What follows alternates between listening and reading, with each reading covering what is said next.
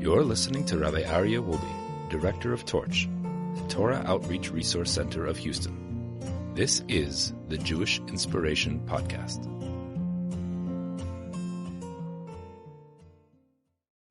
Good evening, everybody. Welcome back to the Mussar Masterclass. It's so wonderful to see everyone tonight. I hope that everyone is having as much of a blast with this Mussar Masterclass as I am. It's really a great opportunity to focus on each of our traits one at a time, spend some time. It's not enough time. 1 week is not enough.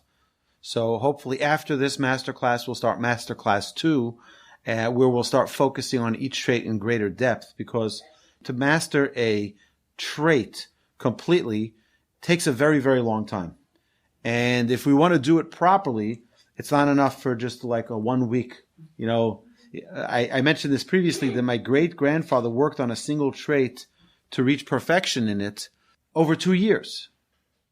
And Rabbi Slander, the great founder of the Mussar movement, said that it's easier to finish the entire Talmud than change one trait. So it's a long process, and I'm looking forward to this journey together. Tonight's topic is a very, very important topic. It's the foundation, really, of all spirituality. All spirituality is going to be funneled through this trait. This trait is called Nekiyut. Nekiyut means cleanliness or pristineness or purity. It's such an important trait that we're going to talk about. So what does it mean? You know, when we talk about something which is pure, you know, you buy something which is pure olive oil. What does that mean? Pure, 100% pure. That means there's nothing else mixed into it. There's nothing else. It's unadulterated. It's untampered with. Us as spiritual beings living in a physical world, we're sometimes influenced by other things. And when we talk about the trait of cleanliness, when we talk about the trait of purity, what we're trying to attain is to be unaffected by other elements that are interrupting or disturbing our own spirituality. So you can also say that it's this trait of Nekiyut, of cleanliness, is also innocence. Innocence is also very. I wanted to share with you a story. I shared this in the Talmud Thinking Talmudist class on Friday a few weeks ago, but I want to share with you an amazing story to just kick this off. So there was a man who was walking his children to school one morning, and this happened recently. And I think it was in LA. He was walking his children to school, and when he dropped them off, he noticed that right outside the school there was this massive billboard, a massive advertisement that was extremely immodest. And he was thinking to himself, the kids are going to be leaving the school every day for who knows how long and seeing this trash advertisement right in front of their eyes. And here they go to a yeshiva to study Torah, to be holy, to be spiritual, to be pristine. And here they go outside, and the first thing they'll see, it just bothered him a lot. This guy's not a rabbi. He's not, some holy grandmaster of holiness. But it just bothered him. And he said, I have to do something about this. So he saw the advertising agency that was listed at the bottom of it, and he calls them up, and he says, I see your new advertisement that you just put up today. He says, how much would it cost for me to take that thing down? I said, well, you never really had such a request ever, but we'll get back to you. They said, this, so they called him back and they said, we have a 90-day contract for this billboard. It'll cost you $90,000 to get this billboard off. So he thinks to himself, he's not a wealthy guy, but he had exactly $90,000 in his savings for his rainy day, for whatever. He said, you know what? I just don't want the kids to see this. I just don't. It's horrifying to think that the children leaving the school, this is what they're going to have to see. So he says, I'm just going to do it. I'm going to do it for the sake of Hashem. So he calls them up and he says, you got a deal. I'm sending you $90,000. Tell me where to send it to. I want this advertisement down. No problem. So he gets this at day 87 is when his new agreement superseded the other advertisement. And they call him up and they say, okay, we took it down. What do you want up instead? He's like, oh, I didn't think about that. I didn't think about what I want. I just knew that I didn't want that. I didn't think about it. See, he said, you know what? He said, can you do a counter that every day it says how many days are remaining? Because he was thinking, it's like I'm doing this for the sake of the holiness of these children, for the sake of, just for the sake of Hashem. He says, I want it to be a countdown. 87, 86, 85, every day it should be a different number. Okay? This caught the attention of, and all it said was 87 days left. 86 days left. 85 days left. And that was it. So it caught the attention of a radio broadcaster in that city. And he started talking about it, and it became a big talk of the town. Everyone's talking about this advertisement. What is it going to be? Who knows what it's for? And they're trying to figure out what that last date is going to be. And everyone's trying to figure out what's going on. And for him, it was just like, for the sake of Hashem, I only have 80 more days that I'm protecting these kids' eyes, 79 more days that I'm protecting these kids. And that's it. Sure enough, this radio program called him up and they're like ready to hear like what this big revelation is. And they said, so what are you counting down for? He says, oh, it's a surprise. I can't tell you. And he really had nothing. He had nothing to tell him. It's a big surprise. So he, eventually gets down to day number 10, 9, 8, 7 days left. And he has no idea. I mean, this is like, he spent money that he, didn't have to waste, right? This is all he had. He gets a phone call from a very big company called CocaCola. And CocaCola says to him, we heard about your countdown and we want to know if we can buy day number 1 from you. The last day we want to use as a big launch for one of our products. And we'll have fireworks. We'll have all these things for day number 1. He's like, day number 1, it's fine because it's like no more left to his things. Why not? So he asked them, how much would you like to pay for that day? They said $3 million. And he said he's done. He's in. So I want to share with you a couple of things. First is, obviously, it's a great story because there's a good ending, right?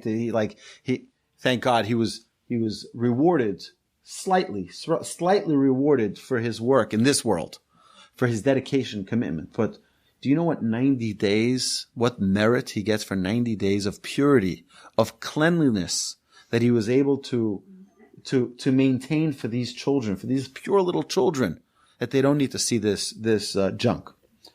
So when we talk about cleanliness in Judaism, we're not only talking about physical cleanliness. We know Judaism focuses a lot on physical cleanliness. We have Netilat Yadayim. We wash our hands every morning. We wash our hands before we eat bread. We wash our hands after the restroom. We wash our hands after we have a haircut, after we cut our nails. We wash our hands after being in a cemetery. I mean, we wash our hands. We're a very hygienic religion. Okay? But it's not only that. The Kohanim, before they did service in the temple, they washed their hands constantly. Before they blessed the people, they washed their hands. It also, we see, we have a mikvah, we clean for Pesach, and we have many different things that are about cleanliness. So, Nekiyut is about cleanliness, yes, physically as well. And we also see that a very interesting Talmud, very odd Talmud. It says that a Torah scholar that has a stain on his clothes is warranting the death penalty. Now you're like, wow, right? What did he do wrong? All he did was spill some of his soup on his jacket or on his shirt. He has a little stain and he warrants the death penalty. So we have to understand what is dirt. By the way, very interesting thing that when COVID hit and they said to wash your hands and wash your hands and wash your hands, it was like, thank God, because, living a Torah lifestyle, we wash our hands all day. We're always washing our hands. It's a constant, right? Every morning, the second you wake up, you go to the bathroom, you wash your hands. Before you eat something, you wash your hands. You eat a fruit, you wash your hands. Whatever, you're always washing your hands. It's such an amazing thing how Judaism has this protection embedded within our, and we should all feel very, very proud that we have this Torah that watches over us. But the same thing, we have external cleanliness, we need to have internal cleanliness. And what our sages are really telling us is that a Torah scholar who doesn't have the proper external cleanliness, it may lead to a little filth in the internal. And that's something that I want to address. So when we talk about cleanliness, we're talking about physical cleanliness, we're talking about emotional cleanliness, we're talking about financial cleanliness. We'll see what that means in a minute. And we're talking about character cleanliness. All of these, right? So someone who has a bad trait, a trait of anger. I had a sibling. I have a sibling, a very, very special young man. But he's younger than me. Not Rabbi Yaakov Wolbe that you all know. He's great. But a different one of our brothers had a very, very bad temper. I'm talking about, he would get mad, he would throw a chair through the roof, okay? He would be so mad, right? And that's a form of lack of cleanliness also. Anyone who has a bad trait, we have to identify it, which is why it's the gateway to all of our spiritual growth. So my parents, the amazing parents that they are, worked with this child on identifying that anger, working on it. And today you'd meet him, you'd think he never got angry in his life. He's the most pleasant, the most calm. It's remarkable to see. It really is remarkable to see. But that's because a person needs to identify what their impurities are and eradicate them. So the first part that we're going to do is identify what is this dirt or filth or impurity that we have. I'm not going to say filth because that's like a lot, but just a little bit, just a little touch of it. You know, we talk for a second about, we mentioned about financial cleanliness. You know, everyone here has heard of Bernie Madoff. Did anyone think that Bernie Madoff decided one day, I'm going to steal $60 billion? Anybody think that was what was going through his mind? I don't think that ever went through his mind. I don't think he thought for a minute that he was ever going to steal from anyone. But you know where it started from? So how did a person get to such unbelievable,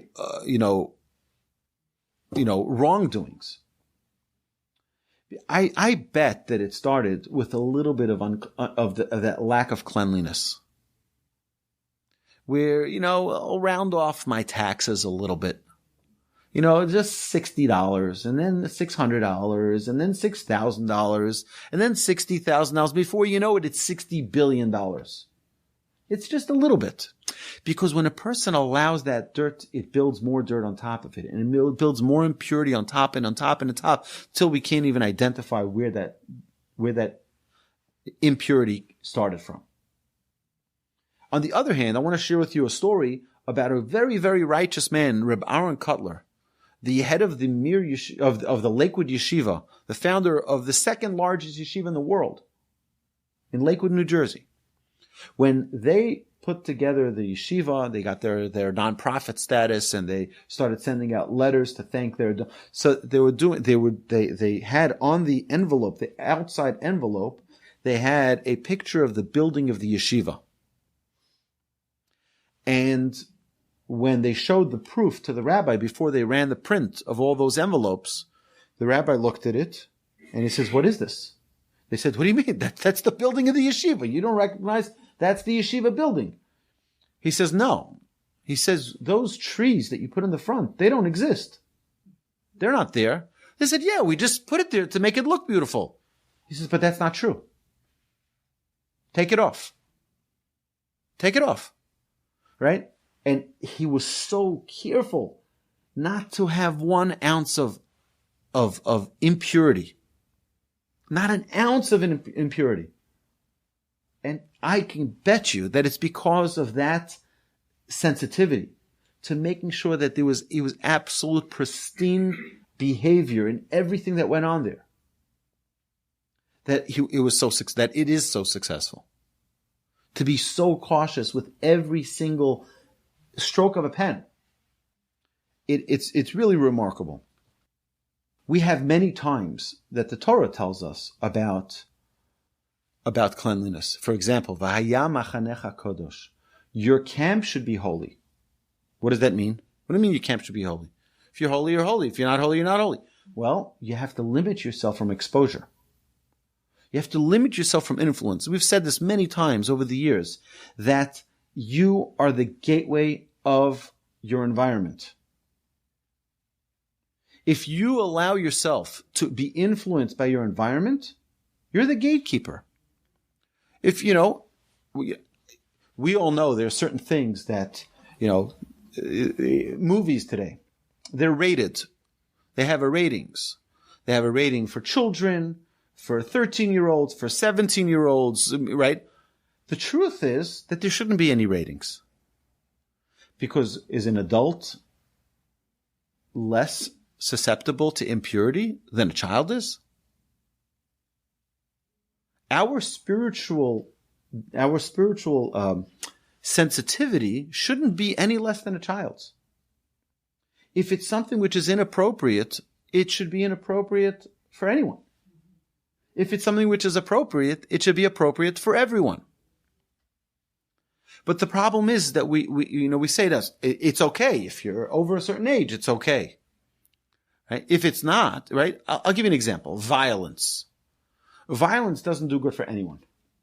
Seeing violence makes you tolerate violence. So if someone starts tolerating violence, they'll just be okay with it. I'm okay with it. It's fine because you see the boxing match on a Saturday night and it's entertaining, right? And now it's just okay for me to see people fighting. Now, I'm not saying that fighting as a sport is not, I'm just, the idea that if this is something, I personally don't like watching violence. Ever. I can't see it. I don't like it. I know it's a sport. I just can't see someone punching the other guy's face, till it's like, triple the size. I just can't, I can't stomach it. But perhaps if this is something we wouldn't want our children to watch, and it's for me a barometer for myself. If this is something I don't want my children to watch, then I probably shouldn't be watching it. Right? If it's not sensitive enough for their eyes, it's probably not sensitive for my eyes. So the outside of a person, the way we dress, right, the way we carry ourselves with cleanliness reflects on the inside of the person. And if the person inside is careful, then they'll be careful on the outside. If the person is not careful, then that's why the Talmud says that he's warranting a death penalty. Now, there's no rabbi who's ever stoned to death because he had a stain on his shirts. This is, don't get scared, right? And if your rabbi ever has a stain, just tell him to close his jacket a little bit more, right? That's speaking to me, right? If I ever have a stain, please just to bring it to my attention. No, but I try to make sure. It's happened many times where I was about to leave the house in the morning and my coffee spilled on my shirt, and I'll go and I'll change my shirt. I'm like, it's not a big deal. It's like, you have to respect the people you're teaching Torah to. Also, the Torah that you teach, you have to have a proper respect for that as well. There's a story that's told. So we said that you're the gatekeeper of your environment. We're all exposed to things. The Jewish people needed to be in the desert for 40 years. Why? Because they had a mentality. When they left Egypt, they had a mentality of slavehood, right? That's what they lived with for 210 years. They had to cleanse themselves of that way of thinking, for that way of living as slaves, and become now a free people, a new people. And it was the next generation that entered the land of Israel. Because what did they do already? They were slaves. But they absorbed the mentality of Egypt. They absorbed the way of thinking of Egypt. And they needed to depart from that. we're influenced by our environment. I'll just tell you, now this is not, I'm not saying, this is my own thing, okay? It's my own thing. I've mentioned this previously, but my rabbi sent us an email, and he said to us that any of my students who don't have a protection on the internet, like basically don't be in don't talk to me. Don't talk to me. Why? I mean, don't talk to me. Because as a rabbi, one of the things you should care about, we're all rabbis, right? You graduated from this yeshiva of rabbis, right? One of the things we should be sensitive to is our own spirituality. That means to protect, to ensure that, God forbid, there isn't something that by mistake happens. Not that, God forbid, he doesn't trust that people won't intentionally do something wrong or go to see something that's inappropriate. That's not but by mistake, things can happen. Make an extra protective measure. Just for a person to have their own sensitivity towards it. We're all influenced by our environment. And Rabbi Akiva Eger, I believe it was Rabbi Akiva Eger, one of the great rabbis, a couple of centuries ago, a couple of generations ago. They say that his mother, when he was a little infant, would take him to the study hall as an infant to hear the words of Torah being learned. She would just take a stroller and put it into the study hall so that he should hear the words of Torah so that becomes his environment. Ended up becoming one of the greatest leaders of his time. But we're influenced by our environment. I had a friend of mine, he retired, and I said to him, so what are you doing now with your time? He says, well, I'm going to art. I'm going to art appreciation. We're going to all these art seminars and all these art things. I said to him, what's with you and art? Do you collect art? He says, no. He says, but all my friends are busy with art, so I want to be able to communicate with them. It's like, that's a classic example. It's like, if that's what they're interested in, so I have to be interested if I want to be friends with them, and with our children, that's the same thing, by the way. Our children are influenced by our environment. I'll share with you my own story. If my brother's online here, he probably doesn't even know the story. But it's really I think it's an amazing story because it teaches how important the environment is to our children. So when I was about 10 years old, I lived in Brooklyn at the time. And it was 1988, and I got into a fight with my brother. And a little fight as a 10-year-old. When my brother was 11 years old, he's a year and a half older than me, and we got into a fight. Whatever kids fight about, He took my toy, whatever it was, So I allegedly used a word that should not be used by an innocent little Jewish child. And to express my anger and disappointment with my brother. So my mother heard that, and my mother's like, go to your room. Go to your room. I go to her, my father comes home. She says, wait till your father gets home, right? My father gets home, and my father, being the master of education that he is, he didn't whip me, and he didn't punish me. He sat me lovingly on his lap. And he said to me, I heard what happened. And I heard you used an unchoice word. He said, I want to know, the only thing I want to know is where did you learn that word from? To which I took my hand, my finger, and I pointed across the street. We lived across from the public school. And that public school, I had many friends who were African American, Puerto Rican, Italian. These are the 10-year-old friends that I had. And when they missed a basket, they used one of those unchoice words. And when they struck out, they used one of those words. So what happens to a little Jewish boy who hangs around them? He uses those words as well. It was a couple of months later that my parents moved to upstate New York.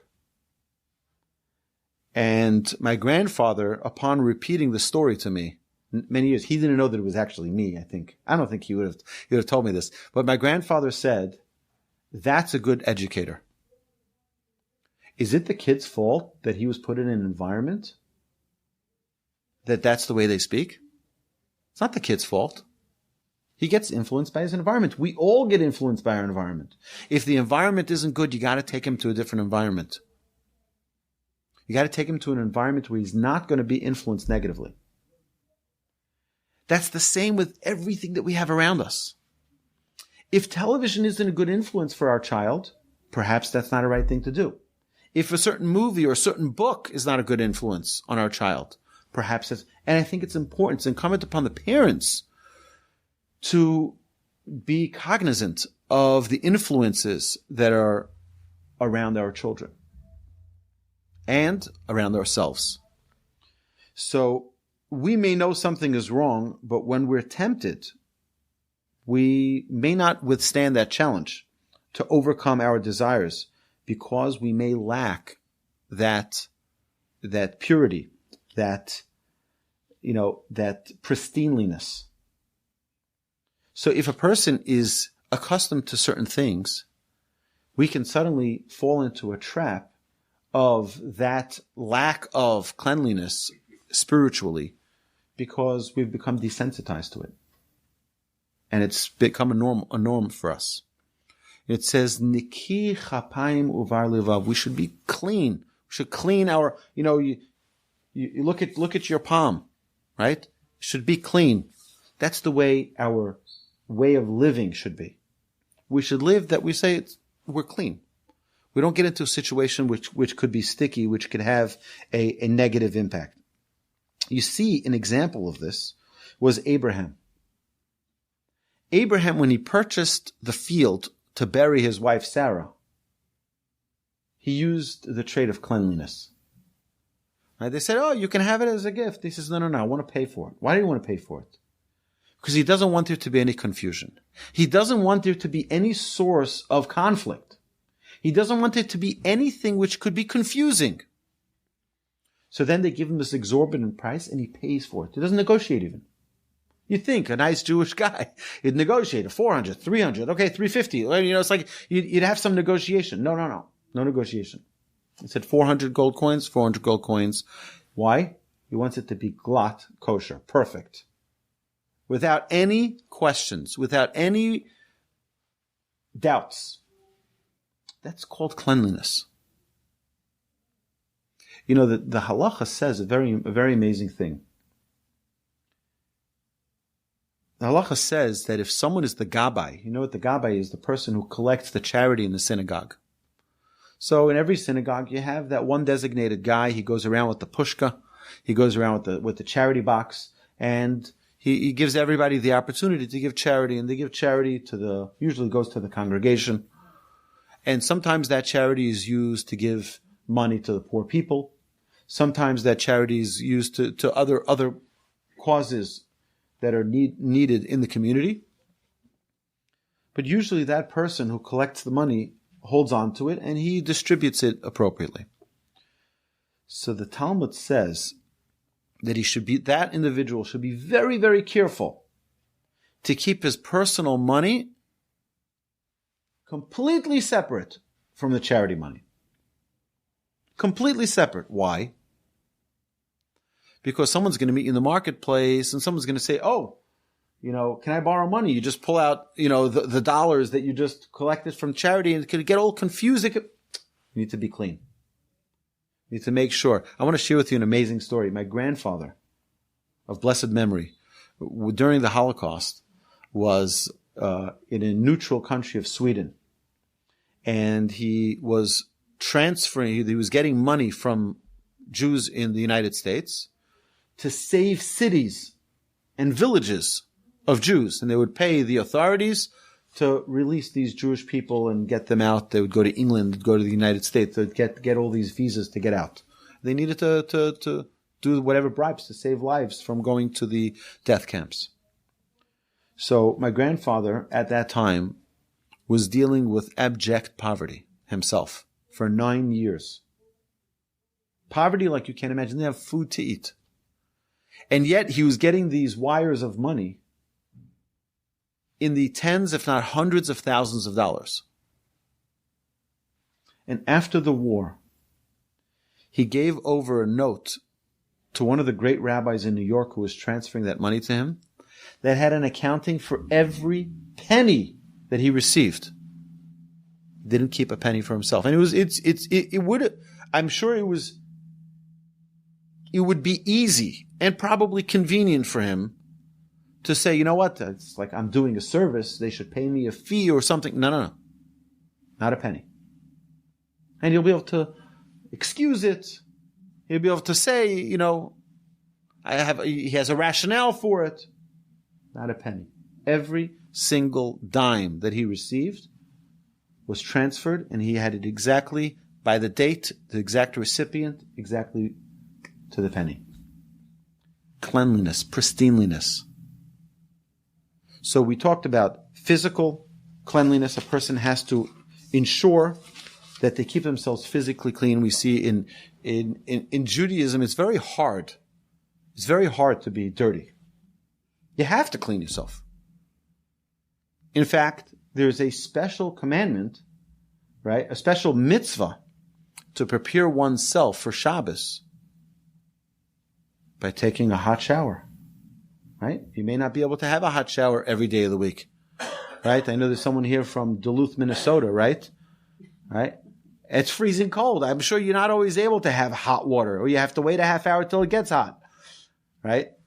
For Shabbos, you have to have, why? You should be clean. You should be fresh. That's in honor of Shabbos. But as part of being a vessel of spirituality, you have to see that our soul is being maintained in our physical body. Our spiritual soul is being maintained by our physical body. It's being sustained. We have to make sure that that pristine soul has a pristine vessel within which it's being carried around. Okay? So then we said about, emotional cleanliness. It's important. It's important for a person to be healthy emotionally. And if you know someone, or if you yourself, anyone, is dealing with any type of emotional challenge, I highly recommend you find someone reliable, someone who's a professional, someone who's loving and caring, who you can talk to. It's important. And this is something that I think in our generation needs to be stressed more and more when we talk about these. We're living in a challenging world. We're living with many things being thrown our way. We can get caught up in things. We can get derailed from our path. Right? As a rabbi, I've spoken to people that I always tell them, I'm not a licensed therapist. I can't, same thing as with a marriage. We need to make sure that the marriage has its cleanliness, meaning cleanliness in the relationship. There should be a transparency. But then we talked about financial, and now the last one is character. Character. Cleanliness of character is something which is so important because it's so easy for a person to live through life and not notice a blemish in their character. We have to identify that blemish, and at least I think step number 1 is identify it. Step number 2 is to figure out a strategy for eradicating it. And we know it takes a long process. It's not a one day fix it, but it's a first step. Identify it. Yeah, I have an anger issue. My second thing is, how am I going to overcome it? Okay, but it's already a step. It's already a step, right? And we're going to talk about this when we talk about anger. When we get to the negative traits, we're going to talk about how to overcome those traits and how to at least avoid triggers, avoid getting into a situation where we can get angry. If we know that there is a specific something that triggers us, avoid it. Avoid it at all cost. Or at least prepare yourself for it. I think part of our spiritual cleanliness needs to be honesty. And we need to call a spade a spade. And we need to make for ourselves what is the right and what is the wrong. In our generation, in 2022, we are dealing with a world of a lot of confusion. Where even if you know something is right, you may not be able to say it. If you feel a certain way, you might lose your job by expressing it. So we have to be very, very careful to make sure that we know what is right and what is wrong for ourselves. Make a list. What is good? What is bad? What is good? And then make sure that we're living with what is that right that we believe in? What is that good that we believe in? What is that wrong and what is that bad? And make sure that we're, if you decide that anger is a good thing, okay, so maybe, we can talk about it. But if you decide that anger is a bad thing, okay, so now at least I have to know, am I stuck with that? If I'm in that category, now I can work on it. You see, it's much better to know where you are and know that you're in the mud than say, I'm not in the mud at all. Influences are so important for us to identify the influences around us. The more one learns Torah, the more one becomes hopefully sensitive to the influences around them. They notice. They notice when things are right. And we have to strategize and find a way to protect ourselves. We have to find a way to protect ourselves from those negative influences. It's extremely important. So we have to know what is good, what is pure, what is clean, what is good for your own spiritual growth. What is good for my own spiritual growth? Going certain places, could that be bad for me? Could it be good for me? And calculate it by that. Is this going to be a positive influence or a negative? And then to start a cleanse process, to remove the stains. If you have a stain on your clothes, you want to clean it off. Okay, so what do we need to do if, God forbid, we were influenced in a negative way by whatever it is? By the way, I'll give you an example of a very innocuous stain. Did anyone here, or online, did you ever see something which was a new fashion item that you said, that is the ugliest thing I've ever seen before? Oh, yeah. Right? You're just like, how does anyone wear that? And then we see ourselves a year later wearing that. Right? We're like, why? Because it became the fashion and this is what everyone wears. So now I just go with it because I want to be fashionable maybe. So I'll just wear it. Right? But one second, the same me a year ago said that this was not something, right? Now, that's not bad. It's not evil. But it just shows how we get influenced by our environment.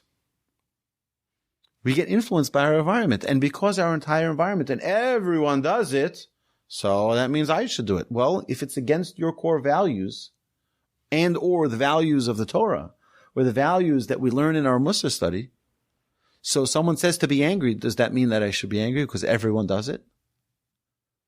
If someone says, oh, it's okay, you know the justification people make for stealing? What do you mean?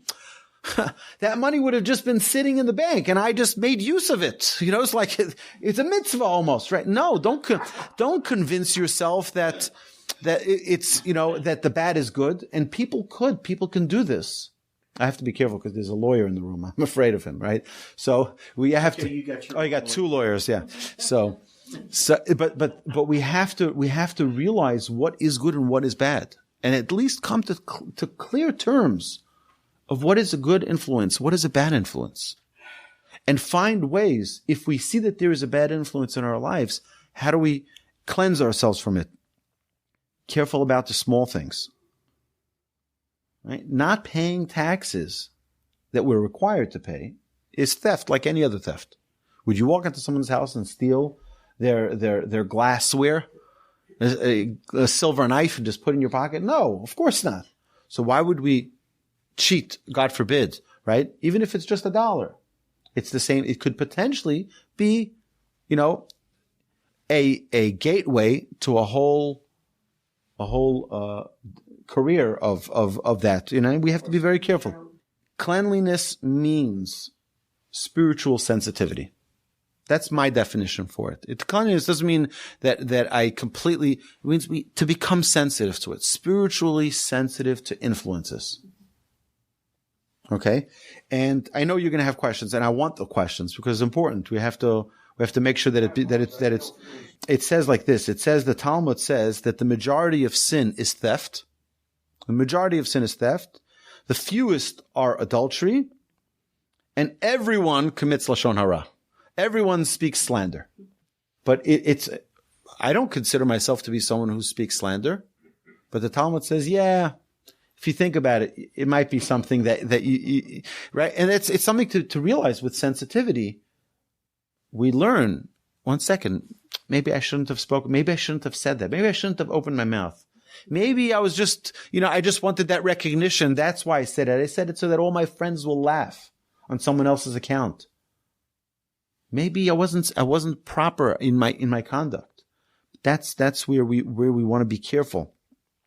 Removing all questions, suspicions, doubts, even in small things.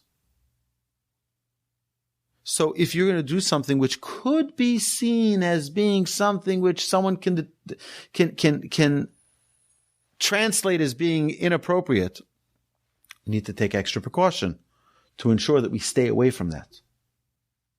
We see this many times in halacha, that a person has to take an extra measure to avoid suspicion. Crossing our T's and dotting our I's and making sure that we're doing things that are above board. Doing things in every area. In every organization, in every company, you have to have, not only the tax filings and all of those things that you do for the government, but within your own organization, there has to be some checks and balances. You have at least here as a nonprofit, we have an oversight of a board that they see every dollar that comes in and every dollar that comes out to make sure that there's no freedom for anyone to just do whatever they want. It's very important that there be that oversight, so that if someone, God forbid, is to say something, you say, listen, everything is reviewed, everything is looked at, everything is analyzed, everything is ensured that we're doing it in the proper ethical, in the proper fashion. We need to be extra cautious not to leave questions around us or our deeds. So if you do something, it sometimes is worthwhile to explain why it is you're doing things so people don't have questions. And it's like sometimes we don't even realize what questions people might have. I've had over the years many questions that I noticed, like people were like, thank God we've had the privilege of, having many people around us, my wife and my family, for Shabbos dinners and for holiday meals and for classes. And sometimes I could say something, and if someone wouldn't ask me for a clarification, they can walk around thinking that I'm a crazy person. And some of you tonight may say, something's wrong with this guy, right? So I ask you for the sake of the cleanliness and pristine way of living, hopefully, that if anyone has a question, that you ask the question. You don't make assumptions. And I'm asking for this favor. It's obvious that we need to remain clear of big sins. Right? I'm talking like Enron, right? And it's like things like that. You wonder like, stay clear of that. But how do we ensure that it doesn't happen to us? We start with the little things. It's those little things that we have to look around. And we're talking about these traits. Soon we're going to get to more of our character traits. And we're going to, soon we'll talk about our negative traits. It gets, people get, a little, I don't know why, but by nature, it's easier for people to hit themselves on their negative traits than, reinforce themselves and feel good about their positive traits. Like, when are we going to talk about anger? When are we going to talk about, it's okay. First is we don't need to rush. the first thing we need to do is identify our positive traits. But if we have something that's blocking us from those positive traits, then we need to see what is it that's blocking me? What's stopping me? What is that perhaps, what has become a norm to me? What exposure have I had that's limiting my ability to succeed spiritually? And there is an incredible, I would say like this. The goal is to uproot from the heart the desires that lead us astray. That's the goal.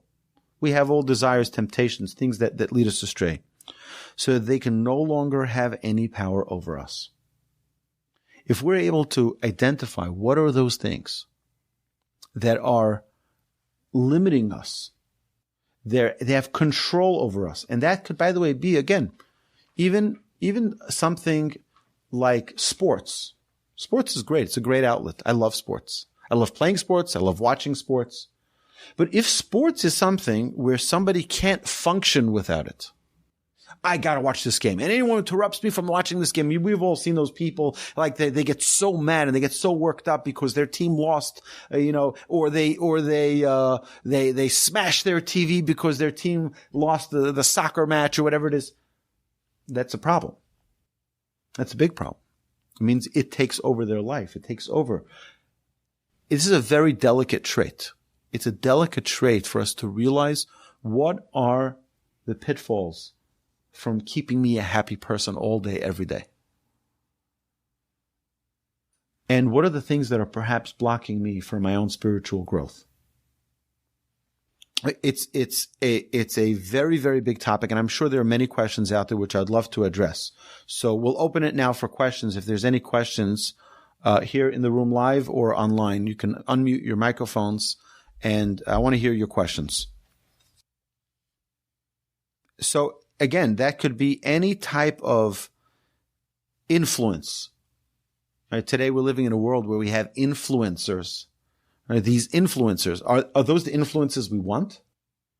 If those are the influences we want, then I'd sign up to more Rabbi Yaakov Wolbe podcasts. Those are great influences, and they fill your life with Torah, and they infuse you with spirituality and knowledge and wisdom. Right? That's a great influence.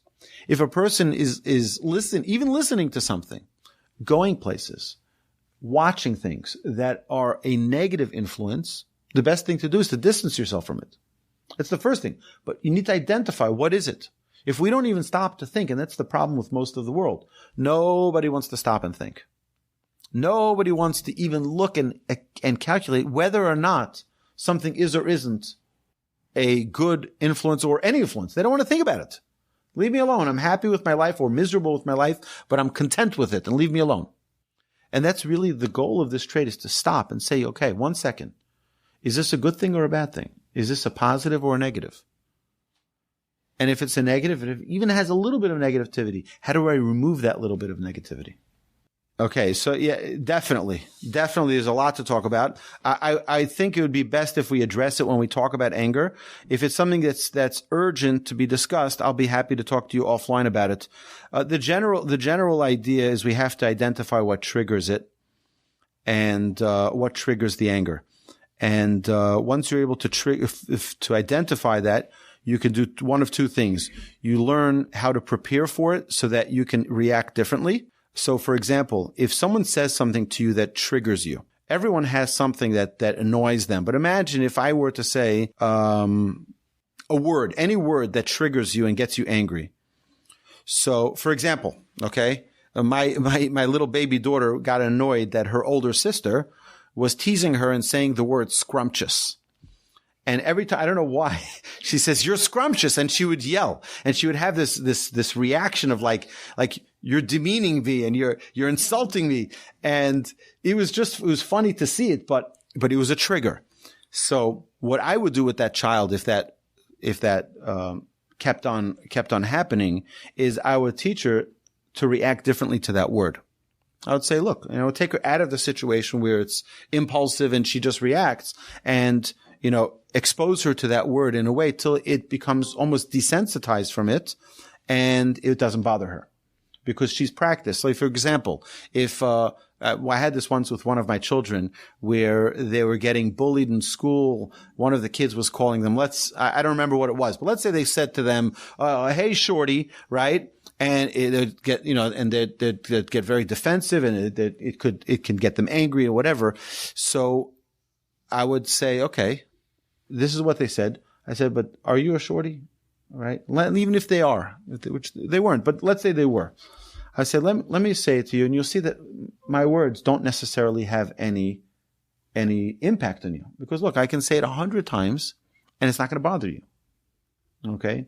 And you can say shorty, shorty, shorty, shorty, shorty, shorty, shorty. Eventually, it becomes something which they're almost desensitized from. Okay? So that would be one thing. Now, someone who gets angry about a lot of things, so have other ways to work on that. There's one other thing that I would say is that to avoid getting into situations where there's going to be that trigger. So either prepare for it or avoid it. Or both, right? So I remember my rabbi once said that he would get irate. I think I mentioned this previously about the cabs in Israel. I think I mentioned this in one of the previous classes. Yes, you did. Right. And he'd get, because you'd walk into the cab and they'd say that it would cost you 20 shekel to go one place, and by the time you're there, they'd mark it up to 40 shekel because they realize you're American, right? And as American, you have more money, and your money deserves to be by me because I'm Israeli, right? And it'd get very, very frustrating and get angry, unless before you walked in, you prepared yourself. So you can prepare yourself for a situation, so you don't have the same result as you had last time with anger. But offline, I'll be happy to address this more in detail. We're not talking about going crazy. We're talking about identifying any specific area where we want to improve. We have to see what the influences are. Okay, we have to identify the influences. We are influenced by our environment. Constantly. From the day you were born, we're influenced by our parents, we're influenced by our neighbors, by our friends.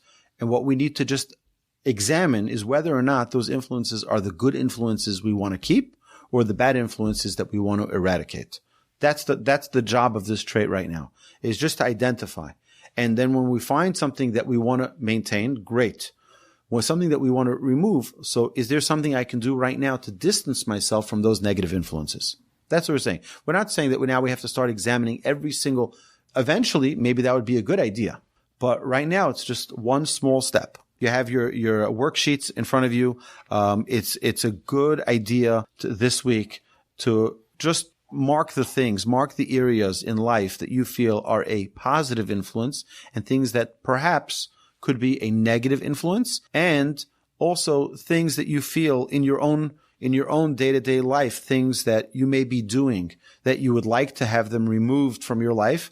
And then, God willing, put together a strategy of those things that you want to remove, of how through very, very, very small microscopic steps to remove them. I would even go as far as to say, make a list of the things that you consider good and things you consider bad. And then put yourself into it. And where am I with these traits? Right? Let's say, is truth good or is truth right? Or is truth bad? Well, truth is good. Well, am I 100% on the truth side? Where am I not truthful? Where are my triggers? Where are the areas that need more work to make sure that I'm 1,000% truthful, even in the situations that are uncomfortable, unpleasant, where I'm in front of certain people, to really pinpoint, even if it's only on one trait, cleanliness in that trait. Right. So that's true. When you do see an injustice, you should get upset. I mean, it's a difference. You got to be careful with anger. Anger is a very delicate trait, and we have to be very careful because we should never be in the habit of getting angry. A person should never be in the habit of getting angry. Anger is when it doesn't mean that we shouldn't identify something and know that it's wrong, and you should make it clear. Right? When someone does something wrong, I try to point it out to my children, to explain to them so they understand right from wrong. And for ourselves as well, we have to reiterate to ourselves what is right, what is wrong, what is right, what is wrong. Have a great night, everybody. Thank you so much. Thank you for have a good night. Class, Thank you.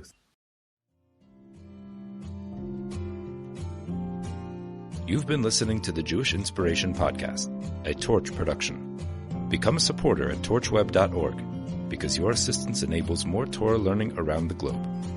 To find more lessons offered by Torch, please visit torchpodcasts.com.